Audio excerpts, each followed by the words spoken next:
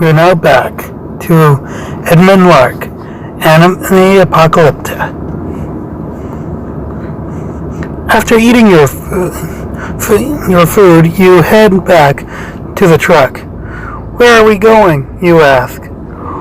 We're just stopping for lunch and resting, he replies. Alright, I say. The pair of you sit down on the side of the road and eat your lunch. While you are eating, you notice that there is no one else around except for the occasional car driving by. You also notice that the road itself has been completely empty since it was first cleared out. Wait, which fandom did we just enter? I ask the driver. He turns his head slightly to look over at you. Which fandom are we in? I think it's the furry one, he asks. Furry? You answer with a look of horror. Yes. I remember seeing those pictures of people dressed up like animals on the internet, he says. Are you nuts? This fandom is just as bad as the Monster Girl fandom. If not worse. Why would you agree to make a delivery to them? I'm not making any delivery to them, he replies. Then why are we going there? Do you know what kind of people are these? You ask. They're normal people who get caught up in weird things, he explains. That was before the anime wars. They all mutated, becoming their furry personas and attack people like they're feral beasts. Yeah, they're still monsters, I protest. But they aren't. Look at how cute and cuddly they are when they're hugging or holding hands. It's like a human hug without the blood loss or death, he protests. They will turn you into a furry, I say with fear. No, I'm telling you, they won't. If anything, they'll probably turn you into a freak because of it, he says with an annoyed tone. He sighs and starts to walk away from you, and the driver is attacked by the furry fandom. You watch as he walks off. What do you want? You shout after him. Nothing. I've had enough of your questions, he says, walking away. You stand up and follow him to where the truck is parked. Then the driver is attacked by a furry. Oh my, I can't believe you agreed to deliver something like that to them, you exclaim. It wasn't really a choice, it was an order, he says with annoyance. I kick the furry off the driver. You grab the furry by the collar and throw him against the wall, causing him to fall backwards. The furry grabs you by surprise and bites your hand. You scream in pain and try to punch it off, but fail miserably. Stop, or I swear I'll kill you, you yell. Don't worry about me. I'm not the killer, he says with a smile. You attempt to run away again, but the furry catches you by surprise and punches you in the face, knocking you to the ground. I grab a broken bottle and swipe at the furry.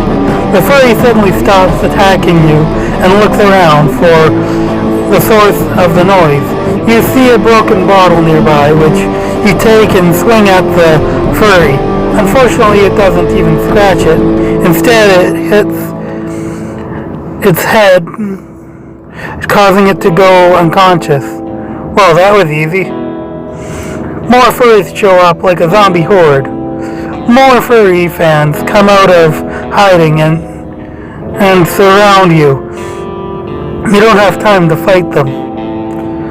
Then the succubus nurse goes on a murder spree, killing the furries with her powers and medical equipment. You hear a loud noise and look up to see the succubus nurse standing over you. She smiles at you and starts to caress your face. I knew this would be fun, she says while kissing you passionately. Shut up.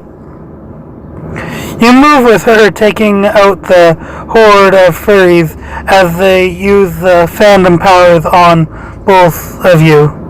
Eventually, you get to the truck and she throws you inside. We should leave now, she says, grabbing your arm. But first we need to finish off these idiots who tried to stop us from getting rid of all their stuff. She walks towards the truck and you follow closely behind. As soon as she gets close enough, she slams her foot into the side of the truck, sending several of them flying through the air. She turns back to you and puts her arm around your neck and kisses you deeply before walking forward. Making friends with a slasher character seems to work in my favor, I joke towards the succubus nurse. It's true, she giggles. I can sense the evil within you. That's nice, you reply seductively. Do you want to know something else? What? Tonight, I give you a checkup, she continues. A checkup? Yes, I'm going to explore every inch of your body. Wait, what? You ask, confused. Just trust me on this, the succubus replies. Okay, but why? Because I love you. Love you? What do you mean?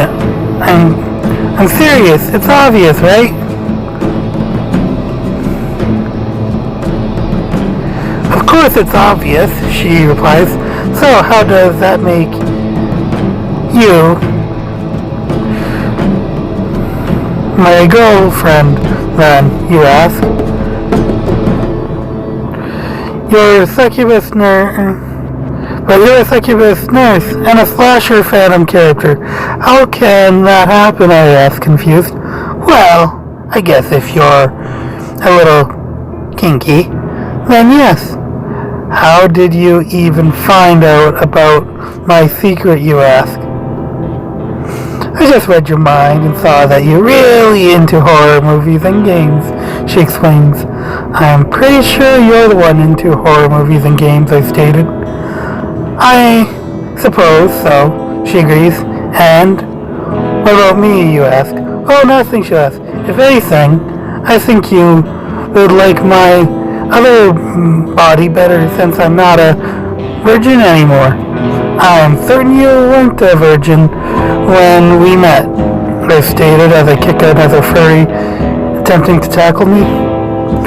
True, but I was still attracted to you at the time. Besides, I wasn't completely pure either.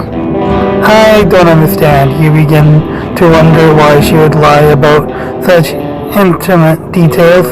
Because it's fun, she smiled seductively. We try to fight the furry horde off. The driver is dead or turned into a furry, one of the two. No fair, she exclaims. I won't let you win. We'll play more later tonight. Yeah, right, you say as you start running away from the horde. Let's go. We run. I use Step of the Wind to move fast, aka I run like hell. Stop chasing me, you shout. The furries are catching up, she warns, as she flies into the air. Because you're a succubus and I'm a normal guy, doesn't mean you get to show off. Maybe you should grab on then, or be left behind. Fine, lift me into the sky. Grab on, she cackles before flying into the distance. As you hold on to her disappear into the darkness, you feel an overwhelming urge to kiss her. It takes all your willpower to resist, but eventually you manage to do so. Afterwards, you fall asleep with a smile on your face. I wake up and call the Crimson Talon Postal Service to let them know of the furry fandom incursion. You awaken to a bright light and find yourself lying next to a red claw.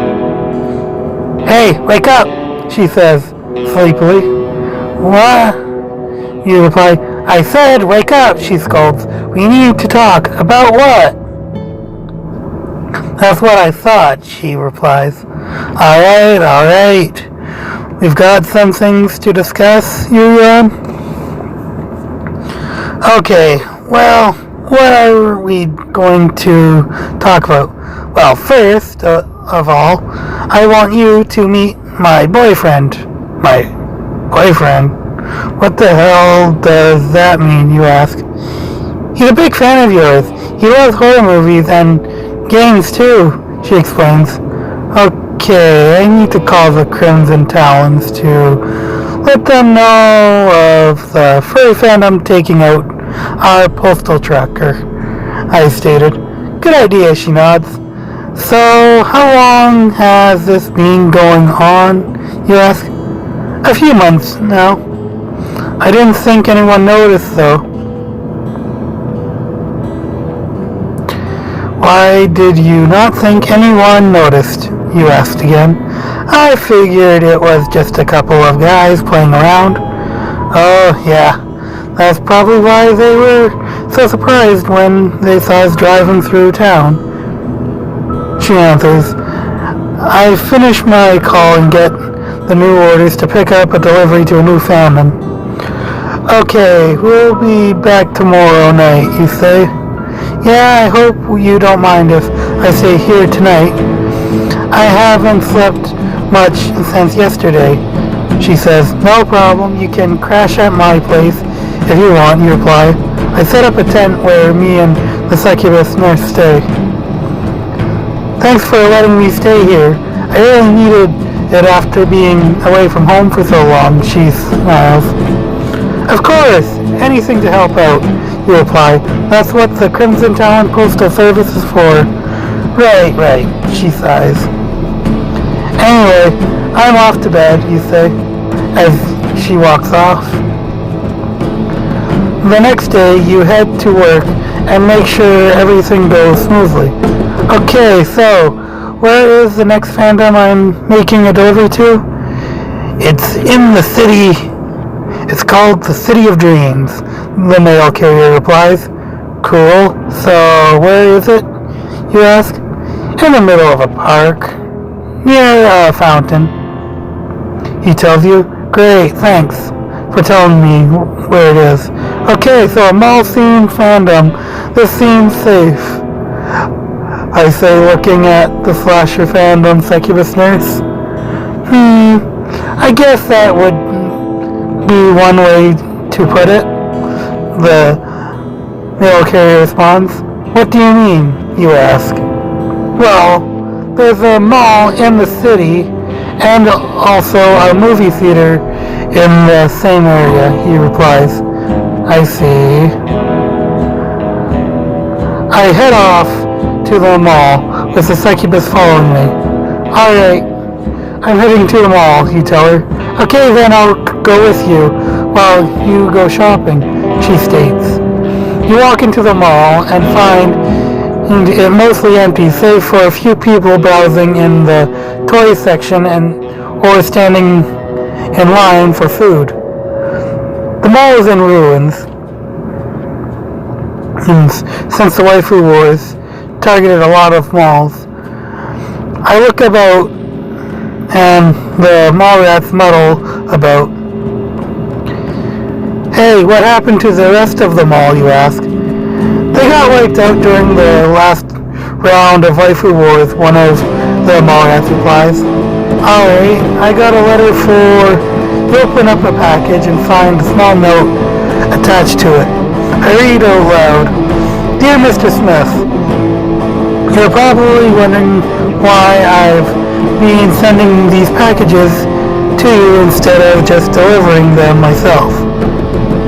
Is there Mr. Smith here? Yes, but he doesn't know who I am yet. Oh, well, I can understand that, you reply. So, did you get my address How did you get my address anyway? Was it on the package? There really are no addresses, just locations, and I ask a person if they know the recipient of a package. Yeah, I figured you would want to send them something special. How do you know it was me, he asked. Because your handwriting is very similar to mine, a woman replies. You smile and continue reading the note. Mr. Smith, I hope you don't mind me asking, but why are you sending these to me? Why not just deliver them yourself? I mean, sure, I'm the only one who knows where you live and all, but still. The truth is, I need money too. My sister gave birth to twins recently, and we haven't had any money coming in lately. We were supposed to move into our new house today, but now we won't because the place burned down. It's a real shame because I really wanted to show you this house.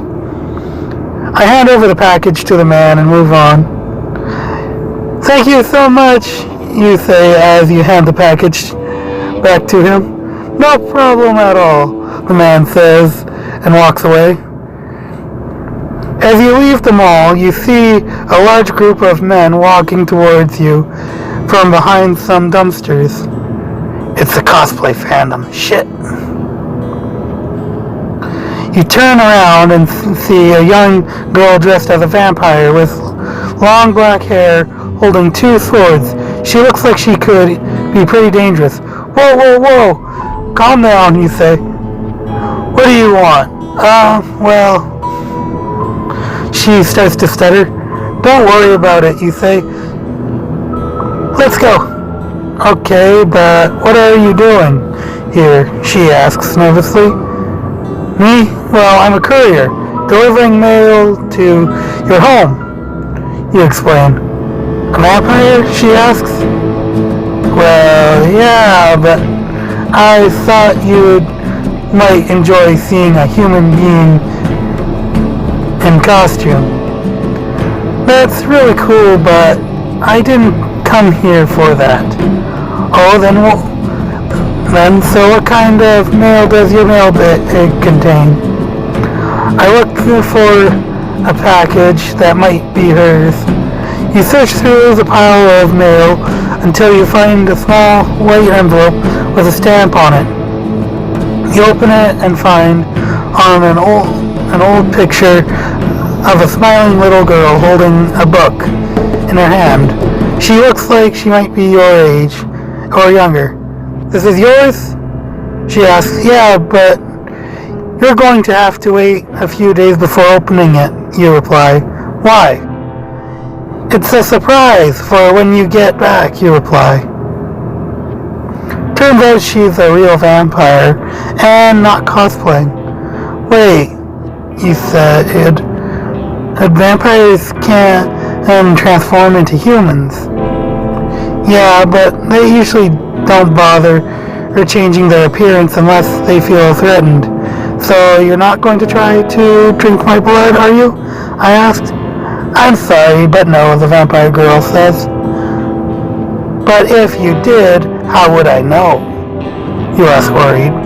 I'd probably disguise themselves as something else and attack you, she assured me.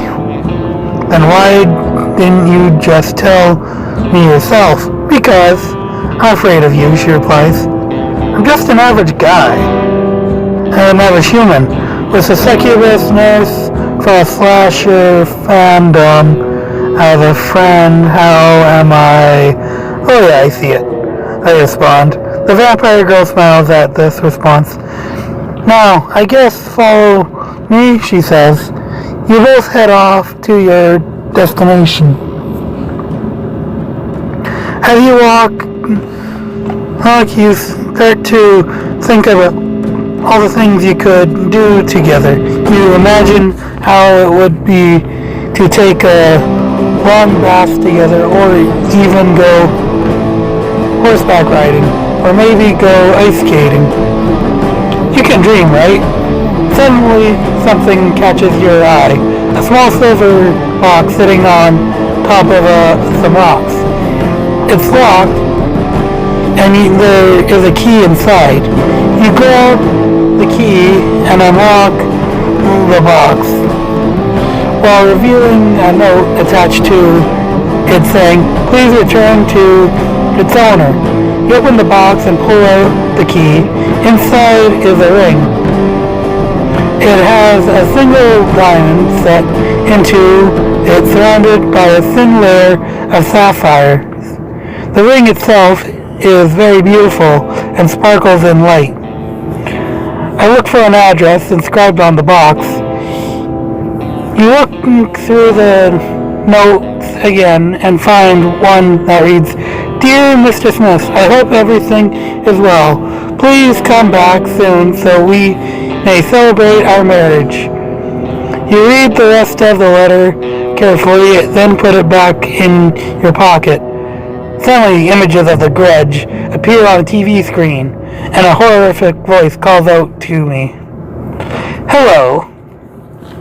Are you here to kill me?" "No," you reply. "Good, because I've got something really important to show you," he says, and walks over towards the TV.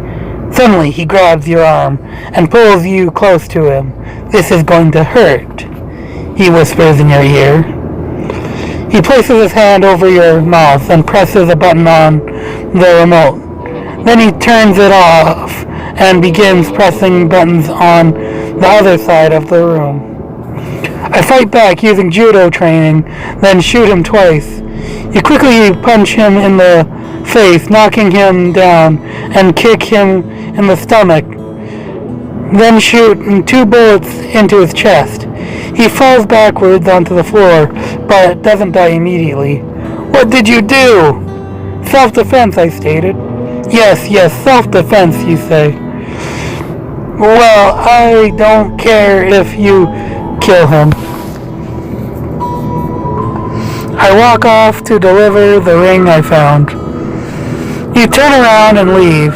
You head back to the house, where you find that the door is wide open. "I'm sorry I couldn't protect you," she says as she sits up in bed. "It was self-defense," you reply. "Not the first time I killed," I explained. "Being a postal worker in this hellish world is dangerous. The Anime Wars made sure of that." She smiles at you. "So, you're not mad?" "Of course not," she replies. "But I would like to know why you didn't tell me about the Anime War." "Because I had tried to forget the fandom split the world while I watched, never getting involved," you reply. "The Anime War. What's that?" "It happened during the Best Girl votes of the year. The waifu fandom wanted their girls chosen, but a total new character that had just been aired won," I explained. "Wait, who was it?" "A girl named Kyoko Kirigiri. She was a normal schoolgirl from high school, with no special powers or abilities. Her only flaw was her shyness." "And you knew her?" "We went to the same school. I got her into the anime spotlight. After she won, the other waifu started a war, and the fandom battles for years.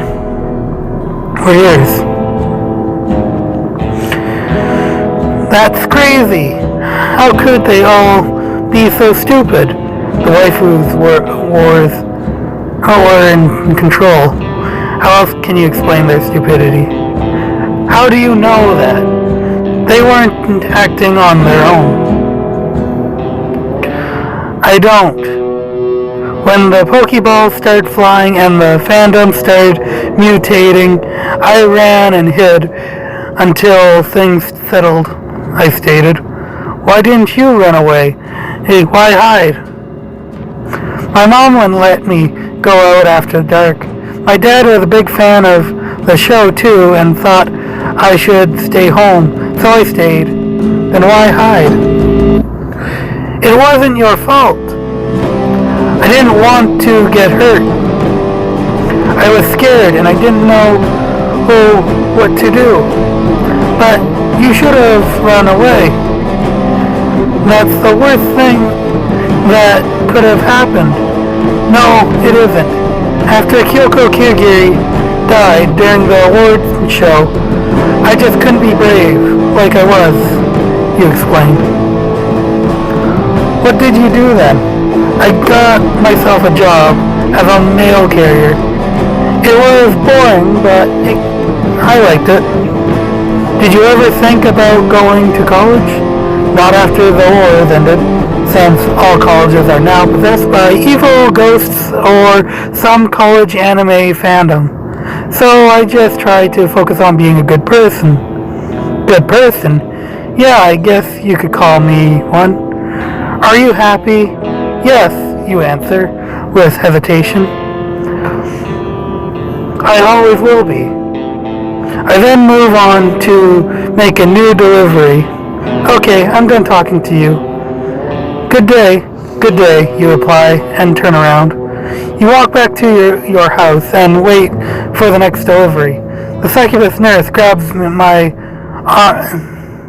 Argelis. You open up the door and see a tall woman with long black hair wearing hospital gown, holding a syringe. She looks at you with disgust and says, "Oh, he's here already. Is there a problem?"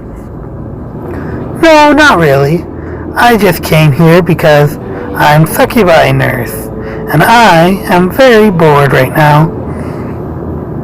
"Well, if you're bored, why don't you go somewhere else?" "Because I'm not doing anything else right now. And besides, you're with a succubus, aren't you?" "Well, yes, but that doesn't mean I'm looking for more." "So, I wasn't asking for permission." "For your permission." I stand ready as she makes an attack. "Fine, whatever." "Great, now I can't help you anymore." "Thanks for helping me anyway," you reply with a smile. The nurse turns her head and charges at you with a syringe. You dodge and grab her wrist before she can hit you. The two of you roll onto the corner of the room. You continue to fight. Eventually she manages to break through your defenses. You stab her in the neck with a knife. She is unaffected by the stab and uses a succubus nurse skill. She pulls out a needle from her neck and throws it at you. You dodge and catch it. "Now, let's see how much you've grown since we last saw each other," she says, while laughing maniacally. You're that other one I shot in the head back at the slasher fandom, I say, horrified. You pull another syringe and throw it at her. This time she catches it easily. "Well, this should do nicely," she says, while smiling. "Hey, stop playing with my blood," you shout angrily. "Sorry, I'll stop soon." I try to fight back as she uses seduction. You quickly put away your weapon and grab her hand. "I love you," you whisper in her ear. Yeah, I know. Just please, don't hurt me anymore," she replies happily. I try to resist the suggestion from the succubus nurse. You immediately turn around and run out the room. When you get outside, you see the other succubus nurse. "What did you do?" she asks. "Nothing. I ran away you answered. That was quick, she remarks. Let's finish this up then. You run towards her, but she grabs your arm and puts it behind yours. Don't move, or I'll kill you, she warns. Okay, just let go of me, you say in a pleading tone. Oh, come on. You think I'm going to be so easy, she says with a smirk. Aren't we friends? You know, your sister wants me dead after I shot her back in the slasher fandom, I say to the succubus nurse. Maybe if you had been more careful, I wouldn't have killed you sooner. I would have killed you sooner. Alright, calm down. You say, just let go of me. Okay, please? Sure thing. She smiles and lets go of your arm. Okay, so want to run now. I'm done here, and your sister is coming at us fast. I ask the succubus that I'm friends with. No, I think we need to talk about something else first, she says. What do you mean, you ask? We both know that you're not really a good guy. Right, she says. You nod silently. So why didn't you tell anyone? Like I said before, she continued. You looked at her for a moment and realized that she's right. You were too scared of getting into trouble, even though you knew it wasn't true. If I can afford a fight, I will, I state. I prefer just delivering mail and making my way. Well, maybe if you hadn't resisted me, things might have turned out differently for you, she says. But they probably wouldn't have. Anyway, you reply. Besides, I'm still scared of dealing with your sister again since I shot her. Well, I understand where you're coming from, she sighs. I'm sorry about that. She goes over to one of the cars and opens it up, which has a large amount of ammunition inside. She takes out some bullets and hands them to you. Do I really have to fight your sister again? No, don't worry about that, she replies. The only reason why I'm letting you live is because I've seen how much you care about the people who send you mail, and I want to help. You take the ammo and put it in your pocket. Why does a succubus have so many guns, I ask. Because I'm a demon, she replies, and demons love their firepower. The other succubus nurse attacks us. Let's get this over with, she says. She grabs you around the neck and starts choking you. You struggle and kick her off. While your demon girl shoots her own sister. The bullet hits her in the head, killing her instantly. Now, she shouts, as she kisses you and pulls you to the ground. You try to crawl away, but she catches you and holds you tight. I just shot my sister, Edmund. Let me hold you just for a moment. She whispers in your ear. You feel her hands squeeze your throat and enough to make you gag. Her other hand begins to stroke your face and then suddenly releases you completely. The two of you lie on the floor, panting heavily until the sun comes up. Afterwards, you sit there looking at each other. You know she was lying about not being afraid of you anymore. In fact, she had been planning to kill all along to kill you. So, we still good? I ask as I watch her. We'll see. She smiles. She walks over to the car and gets into it before driving off. You stand up and walk towards her. What do you mean we're good now? Yeah, I think we are. She nods. I get in the car. So, let's head to the postal office to get the next assignment. Sure. You drive to the post office. It doesn't look like anything was more damaged, so you assume everything went well.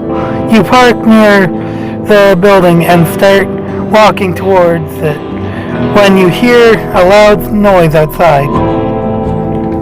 A truck has crashed through the front of the wall of the building. A large amount of dead bodies are strewn out on the street. The driver is slumped over and dead in his seat. He looks like he might be alive, but you can tell from his eyes that he isn't. Shit, I haven't been paid yet, I grumbled to the succubus nurse. Oh, don't worry about that. I got you something better than money, she smirks. You grab your bag and run inside the building. As soon as you enter the lobby, a man in a suit steps out of one of the elevators behind you. Hey, the truck missed this part of the building. Great. He raises an eyebrow and shrugs. You turn back to the succubus nurse, who is already gone. You sigh and continue down the hallway. Eventually you find yourself in a room with a lot of computers hooked up to some sort of network. I find my contact for the office. You search the room and find a woman sitting at a computer, typing away. She seems to be staring at you intently.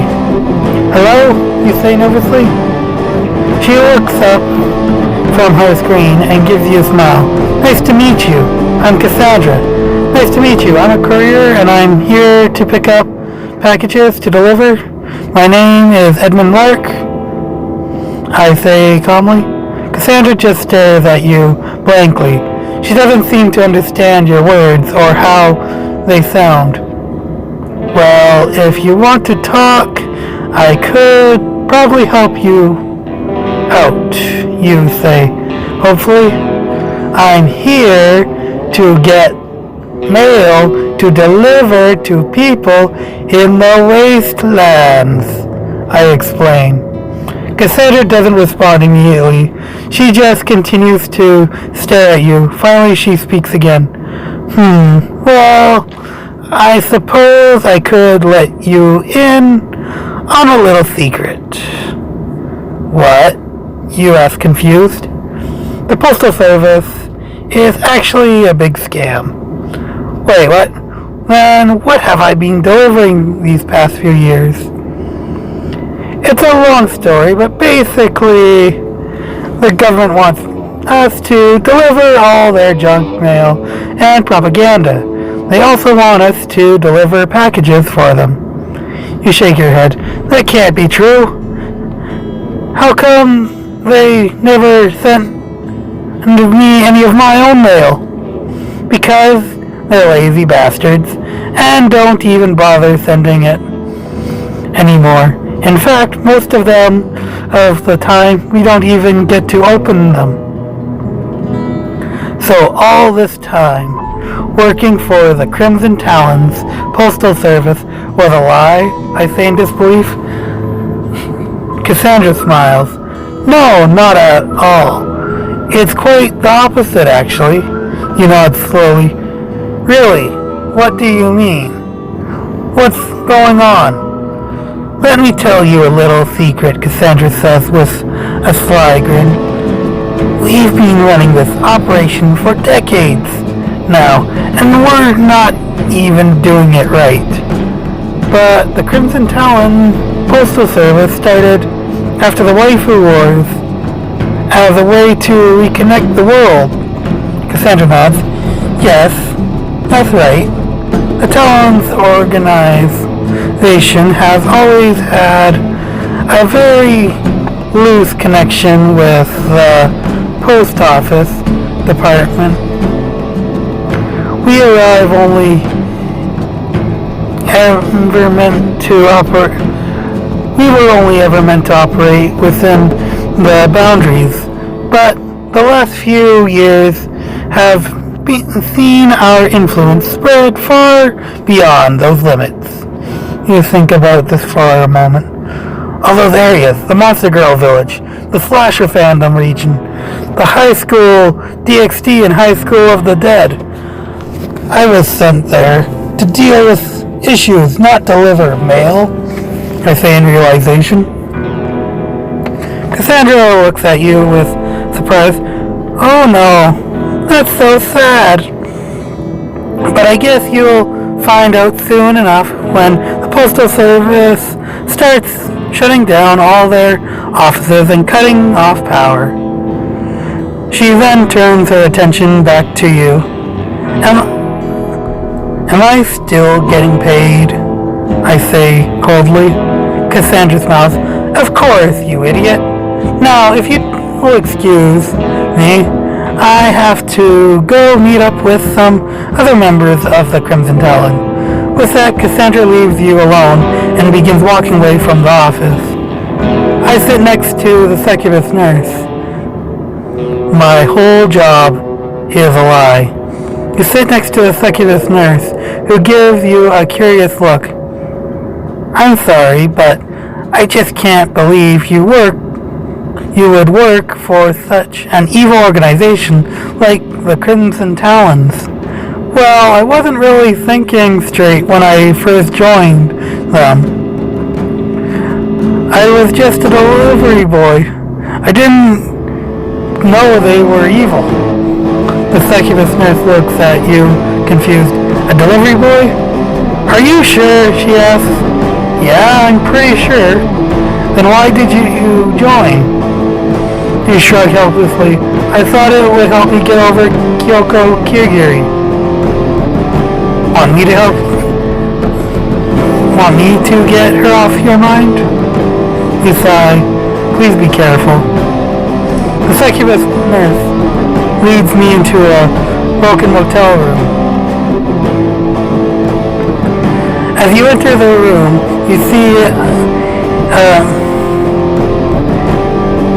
the nurse, succubus, dead, lying on the bed, wearing nothing but panties and a bra. She looks up at you and smiles. Ah, my name is Rika, the succubus says as she walks towards you. So, let's get started. The succubus pulls you into the bed.